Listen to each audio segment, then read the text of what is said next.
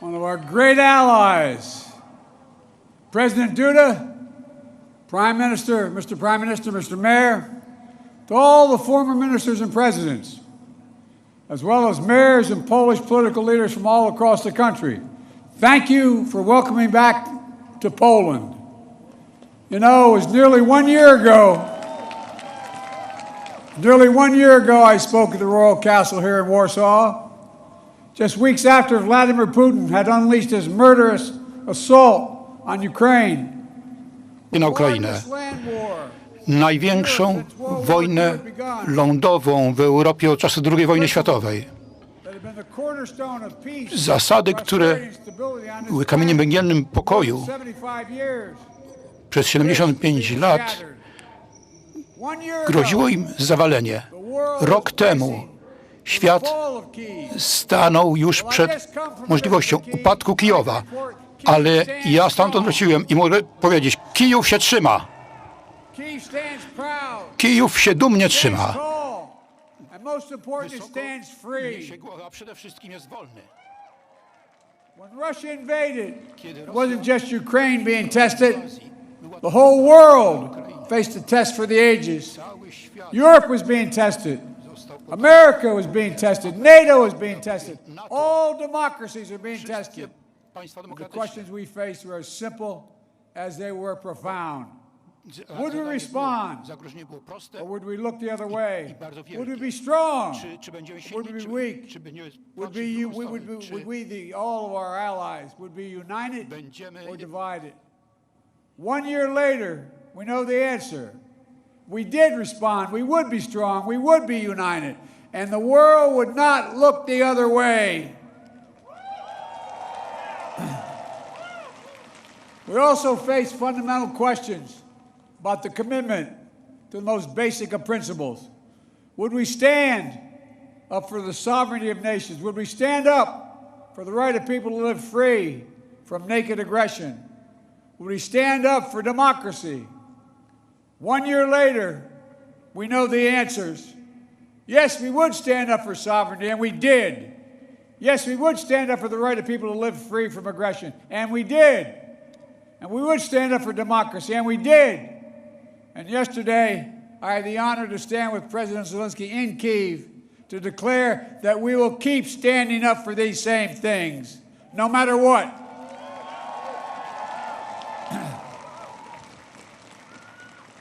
When President Putin ordered his tanks to roll into Ukraine, he thought we would roll over. He was wrong. The Ukrainian people are too brave. America, Europe, a coalition of nations from the Atlantic to the Pacific, we were too unified. Democracy was too strong. Instead of an easy victory he perceived and predicted, Putin left with burnt-out tanks and Russia's forces in disarray. He thought he'd get the Finlandization of NATO. Instead, he got the NATOization of Finland and Sweden. He thought NATO would fracture and divide. Instead, NATO is more united and more unified than ever before. He thought he could weaponize energy to crack your resolve, Europe's resolve. Instead, we're working together to end Europe's dependence on Russian fossil fuels. He thought autocrats like himself were tough and leaders of democracy were soft. And then he met the iron will of America and the nations everywhere that refused to accept the world governed by fear and force. He found himself at war with a nation led by a man whose courage would be forged in fire and steel, President Zelensky.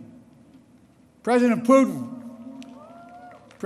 is confronted with something today that he didn't think was possible a year ago. The democracies of the world have grown stronger, not weaker. But the autocrats of the world have grown weaker, not stronger. Because in the moments of great upheaval and uncertainty, that knowing what you stand for is most important. And knowing who stands with you makes all the difference. The people of Poland know that. You know that. In fact, you know it better than anyone here in Poland. Because that's what solidarity means. Through partition and oppression, when the beautiful city was destroyed after the Warsaw Uprising, during decades under the iron fist of communist rule, Poland endured because you stood together. That's how brave leaders of the opposition and the people of Belarus continue to fight for their democracy. That's how the resolve of Moldovan people,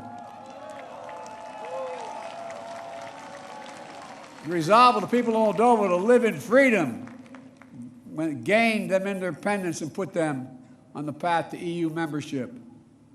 President Sandu is here today. I'm not sure where she is, but I'm proud to stand with you and the freedom-loving people of Moldova. Give her a round of applause. 1 year into this war, Putin no longer doubts the strength of our coalition, but he still doubts our conviction. He doubts our staying power. He doubts our continued support for Ukraine. He doubts whether NATO can remain unified. But there should be no doubt. Our support for Ukraine will not waver. NATO will not be divided, and we will not tire.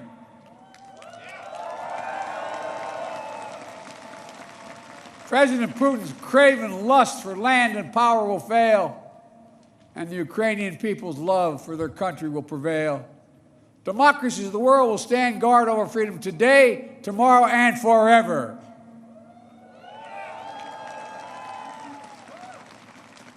So that's what's at stake here, freedom.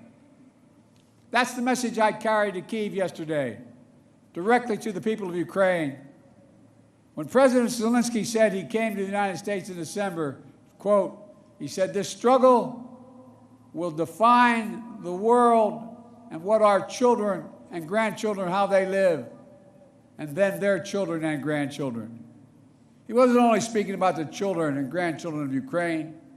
He was speaking about all of our children and grandchildren, yours and mine.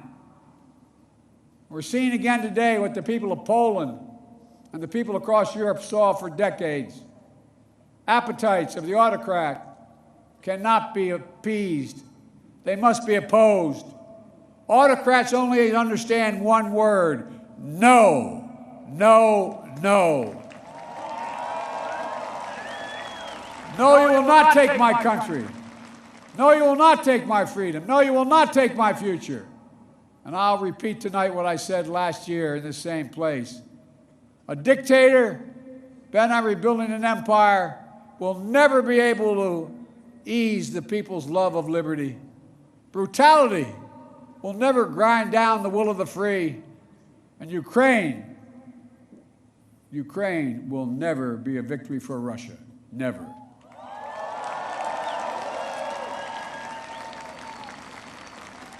For free people refuse to live in a world of hopelessness and darkness. You know, this has been an extraordinary year in every sense. Extraordinary brutality from Russian forces and mercenaries. They've committed depravities, crimes against humanity, without shame or compunction. They've targeted civilians with death and destruction, used rape as a weapon of war, stolen Ukrainian children in an attempt to steal Ukraine's future, bombed train stations, maternity hospitals, schools, and orphanages.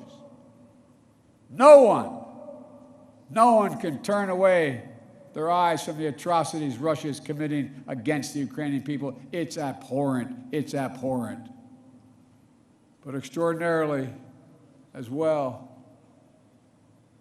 has been the response of the Ukrainian people and the world. 1 year after the bombs began to fall, Russian tanks rolled into Ukraine. Ukraine is still independent and free.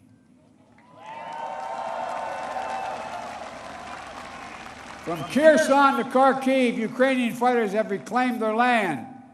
More than 50% of the territory Russia held last year. The blue and the yellow flag of Ukraine proudly waves once again. President Zelensky still leads a democratically elected government that represents the will of the Ukrainian people. And the world has already voted multiple times, including the United Nations General Assembly, to condemn Russia's aggression and support a just peace. Each time in the UN, that vote has been overwhelming. In October, 143 nations of the United Nations condemned Russia's illegal annexation. Only four in the entire UN voted with Russia. 4. So tonight, I speak once more to the people of Russia. The United States and the nations of Europe do not seek to control or destroy Russia. The West was not plotting to attack Russia, as Putin said today. And millions of Russian citizens who only want to live in peace with their neighbors are not the enemy. This war is never a necessity. It's a tragedy. President Putin chose this war. Every day the war continues is his choice. He could end the war with a word. It's simple. If Russia stopped invading Ukraine, it would end the war. If Ukraine stopped defending itself against Russia, it would be the end of Ukraine. That's why together we're making sure Ukraine can defend itself. The United States has assembled a worldwide coalition of more than 50 nations to get critical weapons and supplies to the brave Ukrainian fighters on the front lines, air defense systems, artillery, ammunition, tanks, armored vehicles. The European Union and its member states have stepped up with unprecedented commitment to Ukraine, not just in security assistance, but economic and humanitarian refugee assistance and so much more. To all of you here tonight, take a moment, and I'm serious when I say this. Turn around and look at one another. Look at what you've done so far. Poland is hosting more than 1.5 million refugees from this war. God bless you. Poland's generosity, your willingness to open your hearts and your homes is extraordinary. And the American people are united in our resolve as well. All across my country, in big cities and small towns, Ukrainian flags fly from American homes. Over the past year, Democrats and Republicans in our United States Congress have come together to stand for freedom. That's who Americans are, and that's what Americans do. The world is also coming together to address the global fallout from President Putin's war. Putin tried to starve the world, blocking the ports in the Black Sea to stop Ukraine from exporting its grain, exacerbating the global food crisis that hit developing nations in Africa especially hard. Instead, the United States and the G7 and partners around the world answered the call with historic commitments to address the crisis and to bolster global food supplies. And this week, my wife, Jill Biden, is traveling to Africa to help bring attention to this critical issue. Our commitment is to the people of Ukraine and the future of Ukraine. A Ukraine that's free, sovereign, and democratic. That was the dream of those who declared Ukraine's independence more than 30 years ago, who led the Orange Revolution and the Revolution of Dignity, who braved ice and fire in the Maidan, and the Heavenly Hundred who died there, and those who continue still to root out Kremlin's efforts to corrupt, coerce, and control. It's a dream for those Ukrainian patriots who fought for years against Russia's aggressions in the Donbass, and the heroes who've given everything, given their lives in the service of their beloved Ukraine. I was honored to visit their memorial in Kyiv yesterday, to pay tribute to the sacrifice of those who lost their lives, standing alongside President Zelensky. The United States and our partners stand with Ukraine's teachers, its hospital staff, its emergency responders, the workers in cities across Ukraine who are fighting to keep the power on in the face of Russia's cruel bombardment. We stand with the millions of refugees of this war who found a welcome in Europe and the United States, particularly here in Poland. Ordinary people all across Europe did whatever they could to help and continue to do so. Polish businesses, civil society, cultural leaders, including the First Lady of Poland, who is here tonight, have led with the heart and determination, showcasing all that's good about the human spirit. Madam First Lady, we love you. Thank you all.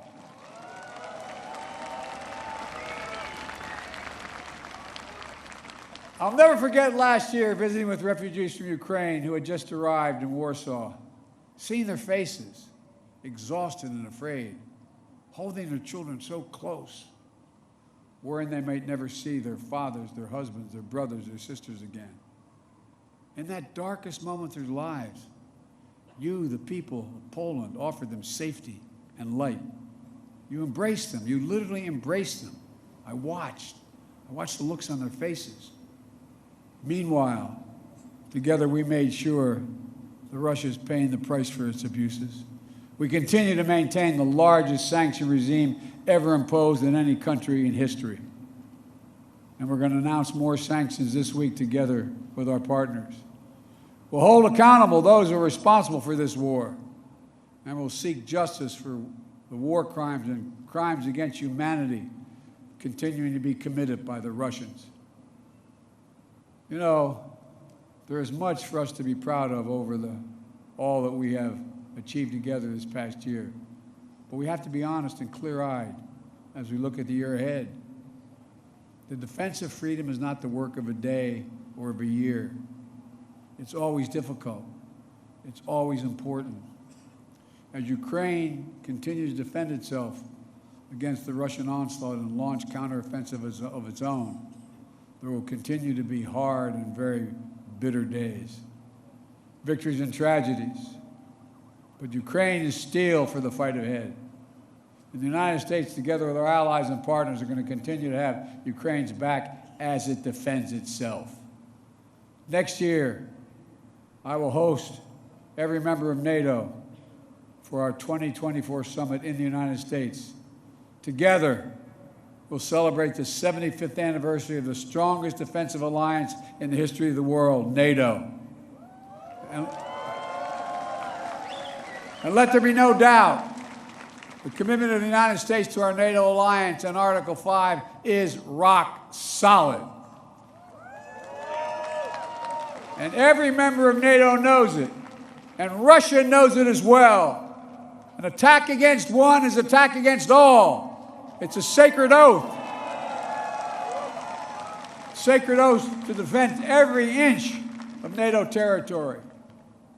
Over the past year, the United States has come together with our allies and partners in an extraordinary coalition to stand against Russian aggression. But the work in front of us is not just what we're against. It's about what we're for. What kind of world do we want to build? We need to take the strength and capacity of this coalition and apply it to lifting up the lives of people everywhere, improving health, growing prosperity, preserving the planet, building peace and security, treating everyone with dignity and respect. That's our responsibility.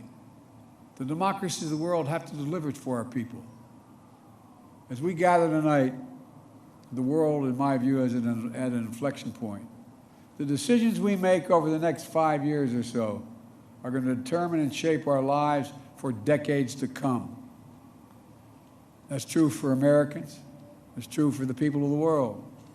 And while decisions are ours to make now, the principles and the stakes are eternal. The choice between chaos and stability, between building and destroying, between hope and fear, between democracy that lifts up the human spirit and the brutal hand of the dictator who crushes it, between nothing less than limitation and possibilities. The kind of possibilities that come when people who live not in captivity but in freedom. Freedom. Freedom. There is no sweeter word than freedom. There is no nobler goal than freedom. There's no higher aspiration than freedom. Americans know that, and you know it. And all that we do now must be done so our children and grandchildren will know it as well. Freedom. The enemy of the tyrant and the hope of the brave and the truth of the ages, freedom. Stand with us. We will stand with you. Let us move forward with faith and conviction and with an abiding commitment to be allies, not of darkness but of light, not of oppression but of liberation, not of captivity but, yes, of freedom. May God bless you all. May God protect our troops. And may God bless the heroes of Ukraine and all those who defend freedom around the world. Thank you, Poland. Thank you, thank you, thank you for what you're doing. God bless you all.